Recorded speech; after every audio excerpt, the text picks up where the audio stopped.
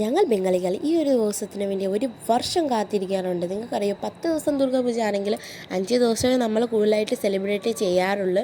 പിന്നെ ദുർഗ്ഗാപൂജ എന്ന് പറയുമ്പോൾ ജസ്റ്റ് ഒരു പൂജ അല്ലെങ്കിൽ എന്തെങ്കിലും ഫെസ്റ്റിവൽ ഒന്നും അല്ല ഗൈസ്. ഞങ്ങൾ ബംഗാളികൾക്ക് വേണ്ടി ഇതെന്ന് പറയുമ്പോൾ ഒരു ഇമോഷൻ, നമ്മുടെ ജോലികളൊക്കെ മാറ്റി വെച്ച് നമ്മുടെ ലൈഫിലെ കുറച്ച് നല്ല നല്ല ആൾക്കാരുടെ കൂടെ ഫാമിലിയാം, ഫ്രണ്ട്സാം, കാമുകനാം, എന്തെങ്കിലും അവരുടെ കൂടെ നല്ല ഒരു മുഹൂർത്തങ്ങൾ നമ്മൾ സ്പെൻഡ് ചെയ്യാൻ പറ്റിയ ഒരു 5 ദിവസമാണ് ഈ 5 ദിവസം. എൻ്റെ പൊന്നു, ഇതൊക്കെ എന്ന് പറയുമ്പോൾ പറഞ്ഞ് മനസ്സിലാക്കാൻ പറ്റിയില്ല ഗൈസ്. നിങ്ങൾക്ക് ഫീൽ ചെയ്യണമെങ്കിൽ ഞങ്ങൾ ബെസ്റ്റ് ബംഗാളിലോട്ട് ഈ ഒരു സമയത്ത് തന്നെ വരണം.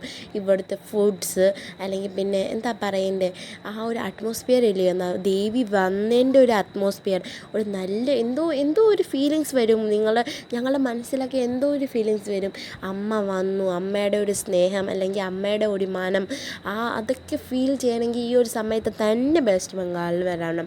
ഇനി പറയട്ടെ, ഞാൻ ഈ ഒരു ദുർഗ്ഗാപൂജ സമയത്ത് നമ്മുടെ ദുർഗാദേവിയുടെ മന്ത്രങ്ങൾ ചൊല്ലത്തില്ല, ആ ഒരു ശബ്ദം നമ്മുടെ കാതിലേക്ക് വരുമ്പോൾ നമ്മുടെ ദേഹത്ത് എന്തോ ഒരു എനർജി പോലെ, ആ ഒരു നമ്മുടെ കേരളത്തിൽ ചെണ്ട ഇല്ല, ചെണ്ട അത് ഇവിടെ അല്ല, ഇത് നമ്മുടെ ഢാക്കാണ്. ഢാക്കിൻ്റെ ആ ഒരു സൗണ്ട് അല്ലല്ലോ എൻ്റെ പൊന്ന്, അതൊക്കെ കേൾക്കുമ്പോൾ നമ്മുടെ ഈ ചെണ്ടയുടെ സൗണ്ട് കേൾക്കുമ്പോൾ എങ്ങനെയാണോ അതുകൂട്ട് ഞങ്ങൾക്ക് ഇതുപോലെ ആണ് ആ സൗണ്ട് കേൾക്കുമ്പോൾ. പിന്നെ കണ്ടില്ല, ആ മുഖം കാണുമ്പോൾ എല്ലാം മറക്കാൻ തോന്നുന്നു.